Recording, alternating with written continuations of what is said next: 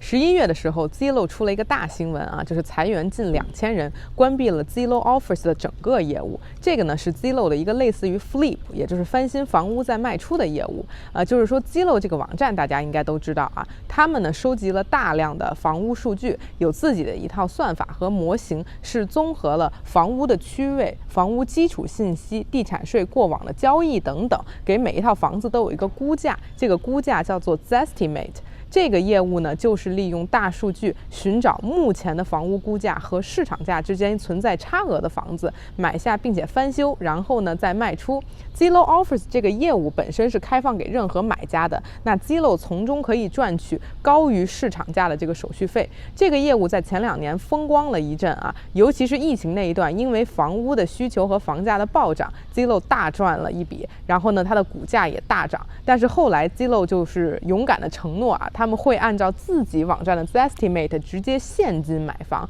结果这个业务就一路开始走下坡了。因为大量的房屋库存，还有受疫情以及全球物流链的影响，导致于房屋的翻修工作跟不上进度，或者说成本的提高，结果最后整个 Zillow 的资金链就无法承受了。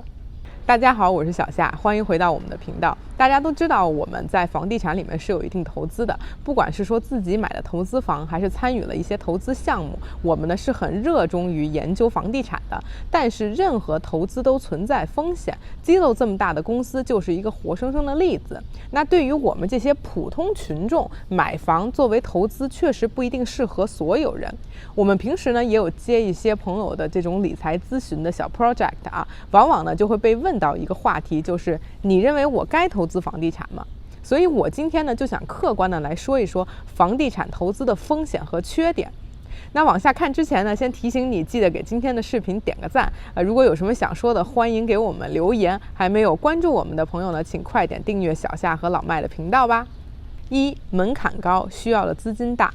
那不同于股票呢，你10分钟就可以开一个账户，少到存500块钱就可以开始在股市里面浪。买不到1股呢，你还能买一个 fractional share， 就是0点几股都可以。但是房地产里面，即使在房价不高的地区，想要开始投资，没有一个10万美元的准备，基本是不太可能的。因为大部分华人呢，也不会就是 qualify 像 FHA 这种就是超低首付的比较特殊的贷款。那就算你买一个20万出头的房子，首付还有各种的 closing cost，可能就要5万了，再加上很简单的装修，一共7、8万吧。那你不可能手里只有7、8万就去买房，对吧？你怎么都得要准备出来10万才敢开始。所以呢，如果对于手头钱不多的人，如何迈出第一步是比较难的一件事情。尤其如果是说你攒钱攒了3、5年才有这10万块钱的闲钱，一口气压在一套房子上做投资，还是需要一些心理建设的。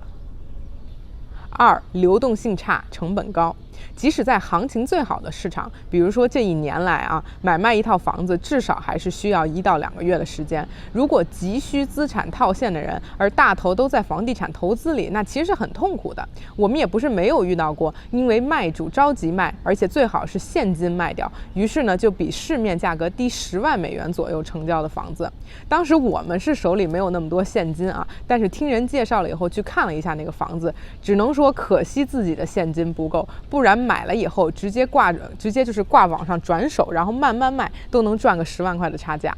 不过呢，作为卖家来说吧，着急用钱而必须卖房的时候，就是真的很亏了。而且交易一次呢，基本是要支付5%到7%的交易价格作为佣金、税费等各种的成本。那相比于股票，你现在就是一堆都是零佣金的券商而言吧，成本肯定是要相对高一些。同时呢，你持有一套房子，每年也是要缴这个房贷呀、地税、保险、维护等等的成本。那如果你本身的租金收入不够的话，或者就是说你只图一个房屋的增值的话，那就基本是入不敷出的情况，还要自己从其他的收入里面倒贴钱。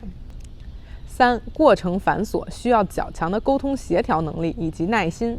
房地产呢，并不只是房子的生意啊，它还是人的生意。这个整个的交易投资过程中呢，需要和各种各样的人打交道，比如说房屋的中介、买家或者卖家、贷款的这个代理或者是银行，然后还有保险公司啊、律师啊、装修师傅，如果你要出租还有房客等等。如果你本来不是一个特别善于协调沟通和人打交道的人，你应该不会喜欢这么多的事情的。而且呢，你遇到的每个人可能都会给你一些意见和建议，如果在你自己经验不多的时候，其实是很容易被影响的。比如呢，我有一个朋友前一段在纽约的长岛看房，他的中介呢给他推荐了几套房子，然后他呢就顺口问了一下这个学区的情况。虽然他当时还没有孩子，但是想了解一下。中介说的原话呢是，这几套房子不在附近最好的学区，但是呢差别不大，也挺好的。他就没多想，然后他去办贷款的时候呢，他的 loan officer 顺嘴就说了一句：“哎，你买的这个学区啊，华人不是不太喜欢这个区吗？”结果他就又纠结了，又回去问就是他的中介能不能再看看别的房子。然后没2周，他原本看好的那套呢又被卖掉了，搞得他呢就是最后有点郁闷。那如果是买投资房出租呢，那需要和租客打交道的事情就更多了。这些呢，我和老麦在以往的视频中吧讲过各种各样的经验了啊，有一些好的，也有一些不好的经历，欢迎大家呢回去随时查阅。4. 杠杆的双刃剑。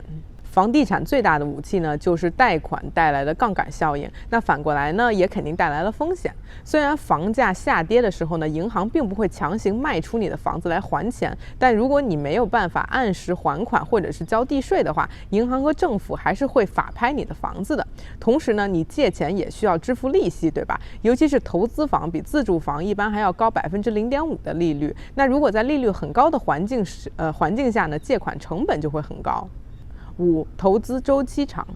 一般来说，除了 flip 也就是翻新房屋赚钱，想要在房地产上赚快钱本身是很难的。Zillow 这个例子呢就摆在这里，在很理想的情况下，就是说如果你有一整个专业的团队和足够的经验，从买下房子到卖出拿到钱， flip 可能在3到6个月可以完成。但是一旦有任何环节出了一点意外，比如说装修慢了，之前我们有朋友装修到了一半，他请的那个师傅得了新冠，结果休息了3个月，他们呢还得自我隔离。再比如呢，卖房的过程中不顺利，有的买家的贷款没有批下来，这个房子反复的挂在网上去卖，或者说你的房子附近突然也有别的房子挂出来卖，还比你的便宜，那很容易呢，这个整个过程就拖到1年甚至以上了。如果是出租的话呢，整个投资周期就更长了肯定和股票这种当天就能买卖，或者说在国内 A 股那种隔天就能买卖的速度是不能比的。大部分成功的房地产投资者都需要经过至少10年的时间才会积累起客观的财富和现金流，所以呢，这个方法并不适合想要赚快钱的投资者。6. 难以量化或者简单复制。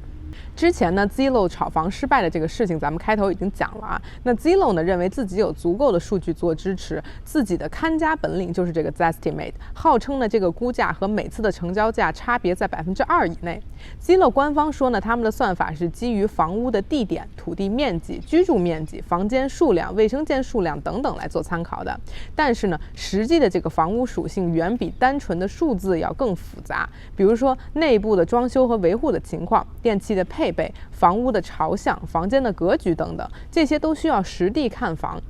另外呢 Zestimate 另一个变量呢就是历史交易价格，这个呢会让很多年代比较久远、交易次数比较少的房子，它这个估价的准确性要降低。简单来说呢 Zestimate 估值对于那些就是开发商整体开发、户型一致、年份较新而且呢交易频繁的房子可能会比较准确。但其实呢，正是由于房子它并不是一个同质化的商品，它会涉及到各种的人和事物，即使是所谓的这种 machine learning 人工智能高级算法也非常难简单的复制交易，从而呢让任何人或者公司在房地产市场中占到什么特别大的便宜。那以上这6点房地产投资的风险和缺点呢，就是我今天想和大家的分享的内容了。那还是那句话，任何投资都会有风险，什么投资也都会赚钱。虽然我们自己做了很多期投资房地产的视频但是呢，我们也并不会一味的推荐任何人都去尝试投资房地产，因为合理的掌握风险和预期的回报才是最重要的。希望看视频的你都能早日实现财富自由的目标。喜欢我今天的视频呢，别忘了点个赞，还没有关注订阅我们频道的朋友快点行动吧，打开小铃铛。那咱们下期再见，拜拜。